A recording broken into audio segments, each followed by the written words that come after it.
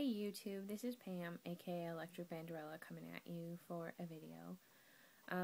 Becca and I were having some discussions, Becca losing it with Rebecca, and talking about what videos we needed to do. And I have a lot of new subscribers, and I just wanted to come on and make my why. Why did I have lap band surgery? What drove me to it? What was my rock bottom? I might get emotional at times during this video, but I just wanted to walk you guys through my why. For those of you that are new subscribers, my highest recorded weight was 350 pounds. My consultation with the surgeon, I was 324. I had a 2-week pre-op liquid diet. And when I weighed in at the hospital on my day of surgery, I was 300 pounds exactly.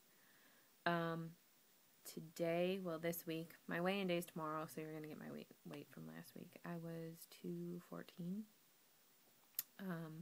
My lowest weight that I've gotten down to is 203, but it's been a rough, 2011 was a really rough year for me, and I put on about between 10 and 12 pounds. So I'm working my butt off to get that off now. And so this is my why video. I am, in addition to someone who had lap band, I am a 15-year ovarian cancer survivor. I was diagnosed with ovarian cancer in July of 1996. I have had several reoccurrences. I've gone through several rounds of chemotherapy, but I'm still here, and my lap band is a large part of that reason. I also have, in addition to ovarian cancer, I am a narcoleptic. I have narcolepsy, and what narcolepsy is increased daytime sleepiness.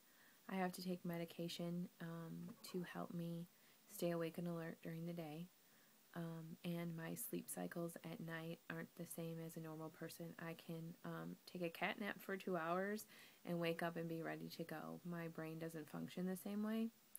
And narcolepsy is an autoimmune disease that there is no cure for. So I have some challenges with my weight loss, with getting enough sleep, getting restful sleep. Others, when they go to sleep, go into 4 stages of sleep, with the 4th stage being their restful sleep, and that is what helps their body to recover and get the right hormones to help them lose weight. As a narcoleptic, I don't ever go into that 4th stage of sleep. I always stay in REM sleep, so I'm always dreaming, and some really wacky dreams too. So it's been a little challenging as I get towards the end, shooting towards goal of balancing my sleeping with my proper eating and my proper exercise. So just a little bit of background, so you know sometimes when I complain about my sleep being off or things of that, so you know why. So back to the reason for this video, my why. As you can see back there at the bottom, that is a picture of my parents, whom I love very dearly, who have both passed away. My father passed away from a massive stroke in 1996, exactly 6 weeks from the day I was diagnosed with ovarian cancer. Yeah. Pow. He had diabetes. He was diagnosed with diabetes when I was 4 years old. He was on insulin. At the time, when he really started declining in his health, he was on 3 insulin shots a day. The stroke that took his life was not his first stroke, it was his second. He had had his first stroke in 1993. We thought everything was going good and he was doing well, and we were wrong. My father had, in addition to his diabetes, he had high blood pressure, high triglycerides, high cholesterol. So that all contributes to a stroke. My mother was also overweight. She had high blood pressure, high triglycerides, high cholesterol. My mother died of lung cancer. She was a smoker, but they were able to remove the portion of her lung that had the lung cancer from smoking. The portion of her lung that was left of the cancer was in the bronchial tubes, which was an environmental lung cancer, is the one that killed her. So, but I do believe that all of that was also related to my mother's obesity. But the real reason for my lap band surgery was my brother. I'm going to show you a photo. This is a photo of myself and my siblings that was taken in October of 2009. This was my 6-month anniversary. This would be my brother Michael, that is right next to me. This is my brother David. This is my sister Diane, who also started losing weight the same year that I did. We both did, and that is the reason right there. Our brother Michael. My brother Michael is exactly 10 years older than me. His birthday, I had celebrated my 40th birthday that year. He had celebrated his 50th. In January of 2009, Michael had his 8th heart attack. Number 8. Michael's first heart attack was at age 42 years old.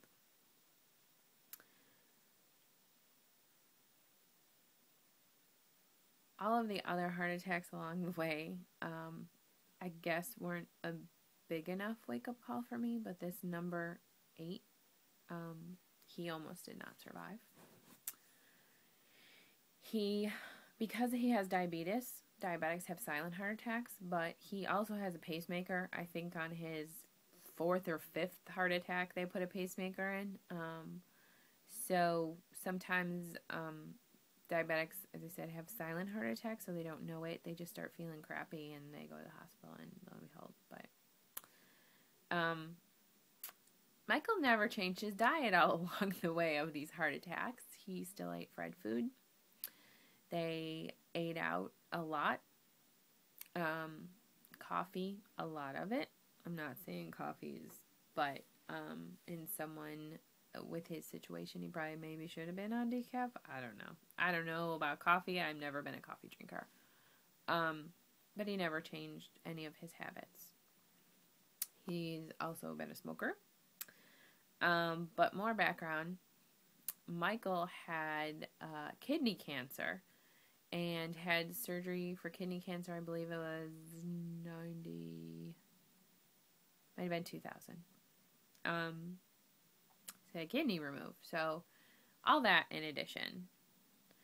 But seeing him as sick as he was in January of 2009 and knowing that he might not make it was the serious wake-up call that I needed. I was approaching my 40th birthday, and I told myself that I was not going to have my first heart attack at 42. Knowing the comorbidities in my family of diabetes, high blood pressure, high cholesterol, high triglycerides, being a cancer patient myself and having high blood pressure, I knew the cholesterol and triglyceride thing was coming. I knew it as my weight started going up and up and up and up. My doctors would say, well, you're on Decadron, and Decadron during chemotherapy causes weight gain and makes you eat, and blah, blah, blah, blah, blah. It wasn't good enough. I went to my seminar January 5th, I believe it was. By the time I was able to get into the doctor was February. My first consultation with him, I believe, was the beginning of March. We had to wait for insurance to give me clearance. I got a phone call on March 23rd that said start your liquid diet, and we scheduled you for surgery on April 6th. So that started the ball rolling.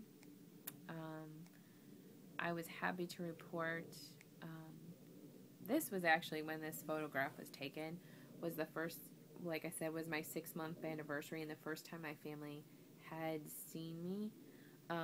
They saw me 2 weeks after I was banded, there was a death in the family. My uncle had passed away from, you guessed it, complications of diabetes.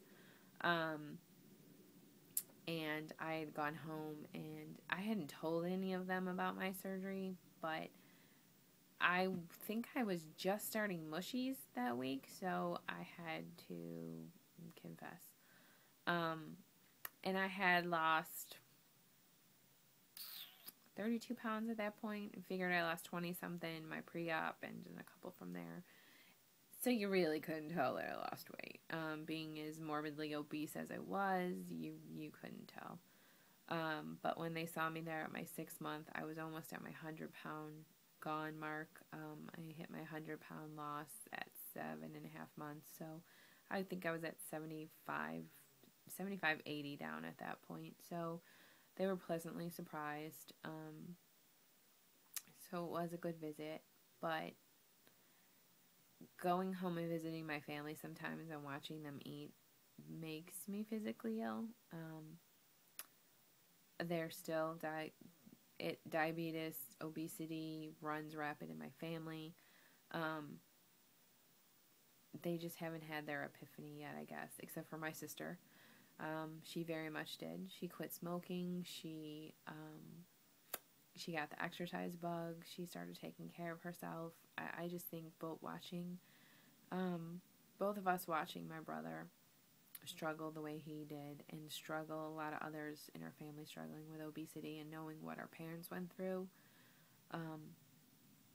that we both decided we weren't going down that path whatsoever. So that is my why.